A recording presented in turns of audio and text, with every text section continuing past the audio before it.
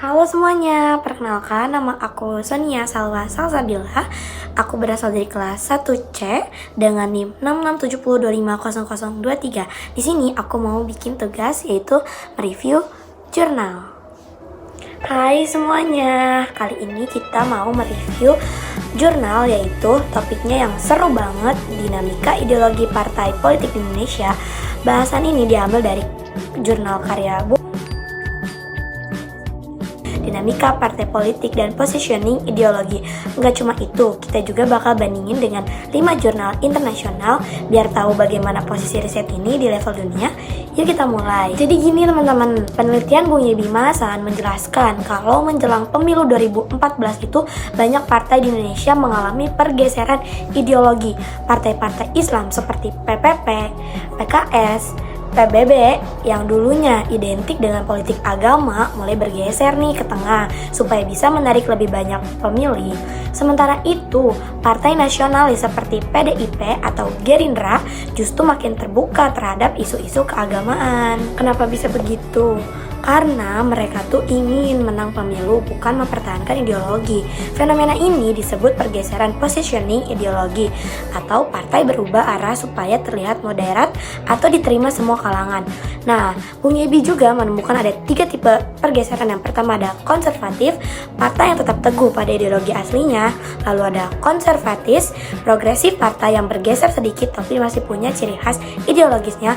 Lalu yang ketiga ada ekstremis, partai yang berubah total ke tengah sampai kehilangan jati diri. Contohnya PKS dan PDIP termasuk tipe yang konservatif dan progresif, sedangkan PAN, PKB, PPP, PBB, Gerindra termasuk tipe yang ekstremis. Kesimpulannya, banyak partai di Indonesia kini berubah menjadi catch-all party, partai yang menampung semua kalangan tanpa arah ideologis yang jelas. Faktanya, masyarakat jadi semakin tidak percaya pada partai politik. Sekarang, gimana posisi riset Bung Yebi kalau dibandingin dengan 5 jurnal internasional yang nyambung sesuai tema dinamika politik?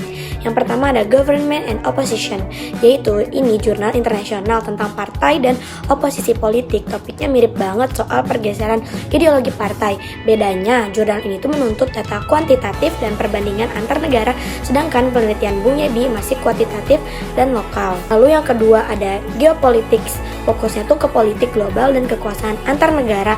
Kalau penelitian Bung Yebi menambahkan pengaruh global, misalnya bagaimana tren internasional mempengaruhi partai Indonesia, bisa cocok ke jurnal ini. Yang ketiga ada International Politik, yaitu membahas hubungan politik lintas negara.